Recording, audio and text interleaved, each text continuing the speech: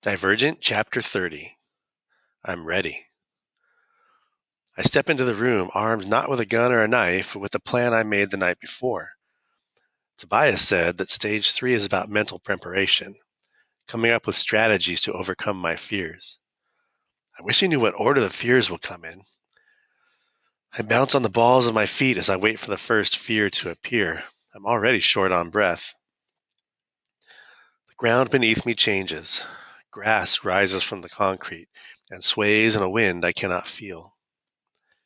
A green sky replaces the exposed pipes above me. I listen for the birds and feel my fear as a distant thing, a hammering heart and a squeezed chest, but not something that exists in my mind. Tobias told me to figure out what this simulation means. He was right. It isn't about the birds. It's about control. Wings flap next to my ear, and the crow's talons dig into my shoulder. This time, I do not hit the bird as hard as I can. I crouch, listening to the thunder of the wings behind me, and run my hand through the grass just above the ground. What combats powerlessness? Power. And the first time I felt powerful in the Dauntless compound was when I was holding a gun. A lump forms in my throat, and I want the talons off. The bird squawks and my stomach clenches, but then I feel something hard and metal in the grass. My gun. I point the gun at the bird on my shoulder, and it detaches from my shirt in an explosion of blood and feathers. I spin on my heel, aiming the gun at the sky, and see the cloud of dark feathers descending. I squeeze the trigger, firing again and again into the sea of birds above me, watching their dark bodies drop to the grass. As I aim and shoot, I feel the same rush of power I felt the first time I held a gun. My heart stops racing, and the field, gun, and birds fade away. I stand in the dark again. I shift my weight, and something squeaks beneath my foot. I crouch down and slide my hand along a cold, smooth panel. Glass. I press my hands to the glass on either side of my body. The tank again. I'm not afraid of drowning. This is not about the water. It is about my inability to escape the tank. It is about weakness.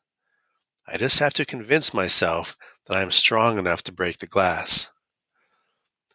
The blue lights come on and water slips over the floor, but I don't let the simulation get that far. I slam my palm against the wall in front of me, expecting the pane to break. My hand bounces off, causing no damage. My heartbeat speeds up. What if what worked in the first simulation doesn't work here? What if I can't break the glass unless I'm under duress? The water laps over my ankles, flowing faster by the second. I have to calm down and focus. I lean against the wall behind me and kick as hard as I can, and again, my toes throb, but nothing happens. I have another option. I can wait for the water to fill the tank, and it's already at my knees, and try to calm down as I drown. I brace myself against the wall, shaking my head. No, I can't let myself drown. I can't. I ball my hands up into fists and pound on the wall. I'm stronger than the glass. The glass is as thin as newly frozen ice. My mind will make it so. I close my eyes. The glass is ice. The glass is ice. The glass is... The glass shatters under my hand and water spills onto the floor, and then the dark returns. I shake out my hands. That should have been an easy obstacle to overcome. I've faced it before in simulations. I can't afford to lose time like that again. What feels like a solid wall hits me from the side, forcing the air from my lungs, and I fall hard, gasping. I can't swim. I've only seen bodies of water this large, this powerful in pictures. Beneath me is a rock with a jagged edge, slick with water. The water pulls at my legs, and I cling to the rock, tasting salt on my lips. Out of the corner of my eye, I see a dark sky and a blood-red moon. Another wave hits, slamming against my back. I hit my chin against the stone and wince. The sea is cold, but my blood is hot, running down my neck. I stretch my arm and find the edge of the rock. The water pulls at the legs with irresistible force. I cling as hard as I can, but I'm not strong enough. The water pulls me and the wave throws my body back. It flings my legs over my head and my arms to each side, and I collide with the stone, my back pressed against it, water gushing over my face. My lungs scream for air. I twist and grab the edge of the rock, pulling myself above the water. I gasp, but another wave hits me. This one harder than the first, but I have a better hold. I must not really be afraid of the water. I must be afraid of being out of control. To face it, I have to regain control. With a scream of frustration, I throw my hand forward and find a hole in the rock. My arms shake violently as I drag myself forward, and I pull my feet up under me before the wave can take me with it. Once my feet are free, I get up and throw my body into a run, into a sprint. My feet quick on the stone, the red moon in front of me, the ocean gone. Then everything is gone, and my body is still, too still. I try to move my arms, but they are bound tightly to my sides. I look down and see rope wrapped around my chest, my arms, my legs. A stack of logs rises around my feet, and I see a pole behind me. I am high above the ground. People creep out of the shadows, and their faces are familiar. They are the initiates carrying torches, and Peter is at the front of the pack. His eyes look like black pits, and he wears a smirk that spreads too wide across his face, forcing wrinkles into his cheeks. A laugh starts somewhere in the center of the crowd and rises as voice after voice joins in. Cackling is all I hear. As the cackling grows louder, Peter lowers his torch to the wood, and flames leap up near the ground. They flicker at the edge of each log and then creep over the bark. I don't struggle against the ropes as I did the first time I faced this fear. Instead, I close my eyes and gulp as much air as I can. This is a simulation. It can't hurt me. The heat from the flames rises around me. I shake my head. Smell that stiff? Peter says, his voice louder than even the cackling. No, I say. The flames are getting higher. He sniffs. That's the smell of your burning flesh. When I open my eyes, my vision is blurry with tears. Know what I smell? My voice strains to be louder than the laughter all around me, the laughter that oppresses me as much as the heat. My arms twitch, and I want to fight against the ropes, but I won't. I won't struggle pointlessly. I won't panic. I stare through the flames at Peter, the heat bringing blood to the surface of my skin, flowing through me, melting the toes of my shoes. I smell rain, I say. Thunder roars above my head, and I scream as a flame touches my fingertips, and pain shrieks over my skin. I tilt my head back and focus on the clouds gathering above my head, heavy with rain, dark with rain. A line of lightning sprawls over the sky, and I feel the first drop on my forehead. Faster, faster. The drop rolls down the side of my nose, and the second drop hits my shoulder, so big it feels like it's made of ice or rock instead of water. Sheets of rain fall around me, and I hear sizzling over the laughter. I smile, relieved, as the rain puts out the fire and soothes the burns on my hands. The ropes fall away, and I push my hands through my hair. I wish I was like Tobias and had only 4 fears to face, but I'm not that fearless. I smooth my shirt down, and when I look up, I stand in my bedroom in the abnegation sector of the city. I've never faced this fear before. The lights are off, but the room is lit by the moonlight coming through the windows. One of my walls is covered with mirrors. I turn toward it, confused. That isn't right. I'm not allowed to have mirrors. I look at the reflection in the mirror, my eyes wide. The bed with the gray sheets pulled taut, the dresser that holds my clothes, the bookcase, the bare walls.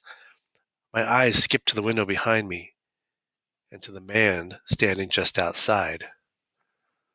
Cold drops down my spine like a bead of sweat, and my body goes rigid. I recognize him. He is the man with a scarred face from the aptitude test. He wears black and he stands still as a statue. I blink, and 2 men appear at his left and right, just as still as he is, but their faces are featureless, skin-covered skulls. I whip my body around, and they stand in my room. I press my shoulders to the mirror. For a moment, the room is silent, and then fists pound against my window. Not just 2 or 4 or 6, but dozens of fists with dozens of fingers slamming into the glass. The noise vibrates in my rib cage. It is so loud. And then the scarred man and his 2 companions begin to walk with slow, careful movements toward me. They're here to take me, like Peter and Drew and Al, to kill me. I know it. Simulation. This is a simulation. My heart hammering in my chest, I press my palm to the glass behind me and slide it to the left. It is not a mirror, but a closet door. I tell myself where the weapon will be. It will be hanging against the right wall, just inches away from my hand. I don't shift my eyes from the scarred man, but I find the gun with my fingertips and wrap my hand around the handle. I bite my lip and fire at the scarred man. I don't wait to see if the bullet hits him.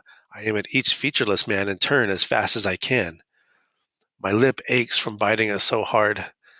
The pounding on the window stops, but a screeching sound replaces it, and the fists turn into hands with bent fingers, scratching at the glass, fighting to get in. The glass creaks under the pressure of their hands and then cracks and then shatters. I scream. I don't have enough bullets in my gun. Pale bodies, human bodies but mangled, arms bent at odd angles. Two wide mouths with needled teeth, empty eye sockets topple into my room, one after the other, and scramble to their feet, scramble toward me. I pull back into the closet and shut the door in front of me. A solution. I need a solution. I sink into a crouch and press the side of my gun to my head. I can't fight them off. I can't fight them off, so I have to calm down. The fear landscape will register my slowing heartbeat and my even breath, and it will move on to the next obstacle. I sit down on the floor of the closet. The wall behind me creaks. I hear pounding. The fists are at it again, hitting the closet door. But I turn and peer through the dark at the panel behind me.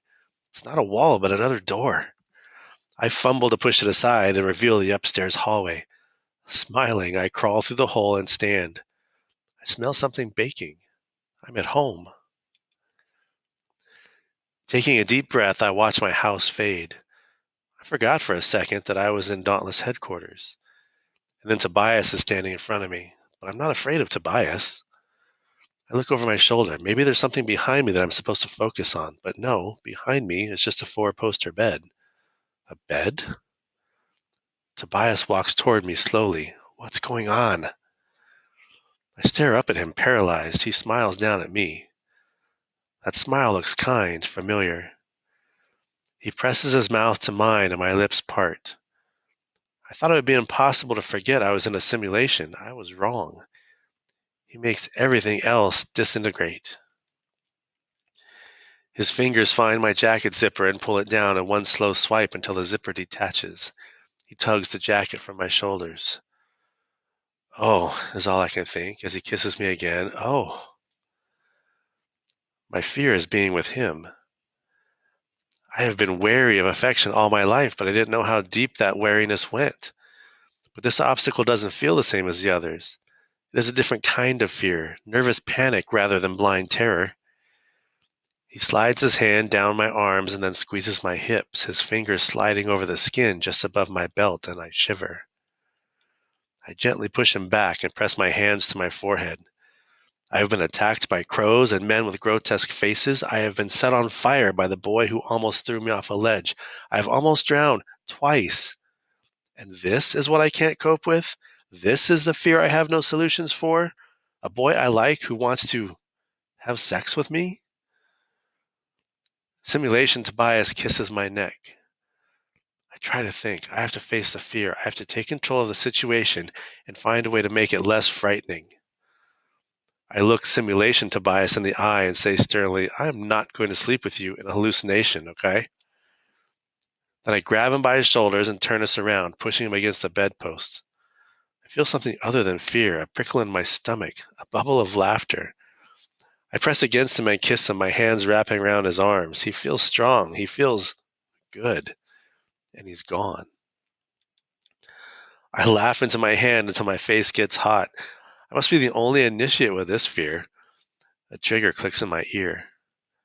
I almost forgot about this one. I feel the heft of a gun in my hand and curl my fingers around it, slipping my index finger over the trigger. A spotlight shines from the ceiling, its source unknown, and standing in the center of its circle of light are my mother, my father, and my brother. Do it, hisses a voice next to me. It is female but harsh, like it's cluttered with rocks and broken glass. It sounds like Janine. The barrel of a gun presses to my temple, a cold circle against my skin. The cold travels across my body, making the hair on the back of my neck stand on end. I wipe my sweaty palm on my pants and look at the woman through the corner of my eye. It is Janine. Her glasses are askew and her eyes are empty of feeling. My worst fear, that my family will die and that I will be responsible. Do it, she says again, more insistent this time. Do it or I kill you. I stare at Caleb. He nods, his eyebrows tugged in, sympathetic. Go ahead, Tris, he says softly. I understand. It's okay. My eyes burn. No, I say, my throat so tight it aches. I shake my head. I'll give you 10 seconds, the woman shouts. 10, 9. My eyes skip from my brother to my father. The last time I saw him, he gave me a look of contempt, but now his eyes are wide and soft. I've never seen him wear that expression in real life. Tris, he says, you have no other option. 8. Tris, my mother says. She smiles. She has a sweet smile. We love you. 7. Shut up, I shout, holding up the gun. I can do it. I can shoot them. They understand. They're asking me to. They wouldn't want me to sacrifice myself for them. They aren't even real. This is all a simulation. 6. It isn't real. It doesn't mean anything. My brother's kind eyes feel like 2 drills boring a hole in my head. My sweat makes the gun slippery. 5. I have no other option. I close my eyes. Think. I have to think. The urgency makes my heart race. Depends on one thing and one thing only, the threat to my life. 4. 3. What did Tobias tell me? Selflessness and bravery aren't that different. 2. I release the trigger of my gun and drop it. Before I can lose my nerve, I turn and press my forehead to the barrel of the gun behind me. Shoot me instead. 1. I hear a click and a bang.